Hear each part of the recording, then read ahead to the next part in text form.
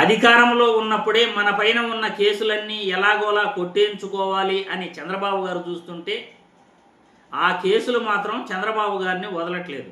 గత ప్రభుత్వంలో చంద్రబాబు పైన అవినీతి ఆరోపణలతో సాక్ష్యాధారాలతో సహా ఆయన్ని 53 రోజులు జైల్లో ఉంచడం కూడా మీ అందరికీ తెలిసిన విషయమే.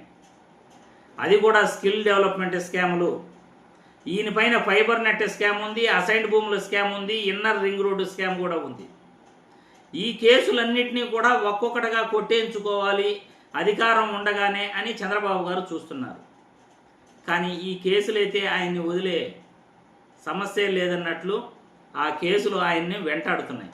అందులో భాగంగానే గత 10 రోజుల ముందు ఒక రైల్వే ఉద్యోగి హైకోర్టులో ఈయన పైన పిటిషన్ వేస్తూ చంద్రబాబు గారు కేసులన్నీ కొట్టేసుకుంటున్నారు, ఆ వివరాలు మాకు కావాలి అని ఏసీబీ న్యాయస్థానంలో అడిగితే మా ఫైల్ కొట్టేశారు, మా పిటిషన్ కొట్టేశారు అని ఆయన హైకోర్టులో అప్లై చేయగా హైకోర్టు ప్రభుత్వాన్ని ఆదేశించింది.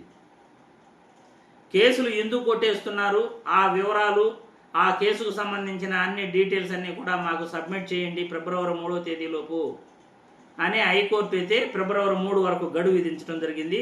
విచారణ కూడా ఫిబ్రవరి 3వ తేదీ ఉంది, వాయిదా ఉంది. ఈలోపు ఈ స్కిల్ డెవలప్మెంట్ స్కామ్కు సంబంధించి ఈడీ అంటే ఎన్ఫోర్స్మెంట్ డైరెక్టరేట్ వాళ్ళు దూకుడైతే పెంచడం జరిగింది. కొన్ని ఆస్తులు కూడా జప్తు చేయటం కూడా జరిగింది. నిన్న దాదాపు 23.54 కోట్ల ఆస్తులు చంద్రబాబు సన్నిహితుల డిజైన్ టెక్ కంపెనీకి సంబంధించినటివి జప్తు చేశారు. ఇదే కథనం ఈరోజు సాక్షి మీడియా పత్రికలో వచ్చింది. సాక్షి మీడియాలో కూడా ఆన్లైన్లో రావడం జరిగింది. బాబును వదలని స్కిల్ స్కామ్ కేసులో ఈడీ దూకుడు.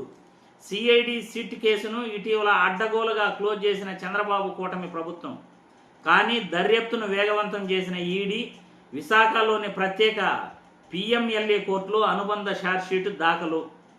చంద్రబాబు సన్నిహితుల డిజైన్ టెక్ కంపెనీకి చెందిన మరో 23.54 కోట్ల ఆస్తు జప్తు. షెల్ కంపెనీలతో నిధులు కొల్లగొట్టినట్లు గుర్తింపు. చంద్రబాబు సన్నిహితులపై అభియోగాలు నమోదు. స్కిల్ స్కామ్ కేసు దర్యాప్తును ముమ్మరం చేసిన ఈడీ.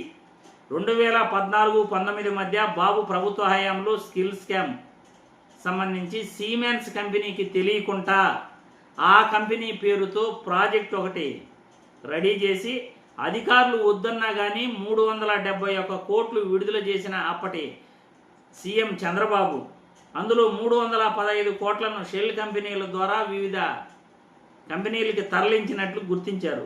2018లో పూణేలో కేంద్ర జీఎస్టీ అధికారుల సోదాలో ఈ స్కిల్ స్కామ్ అనేది బయటపడింది.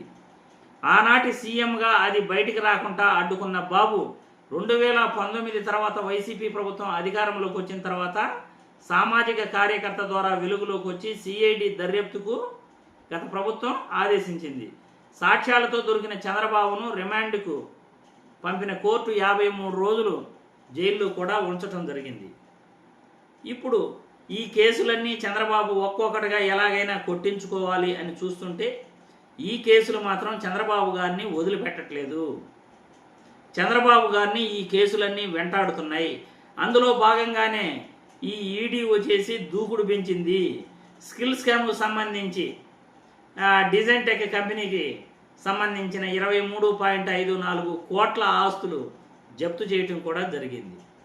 ఇది పరిస్థితి.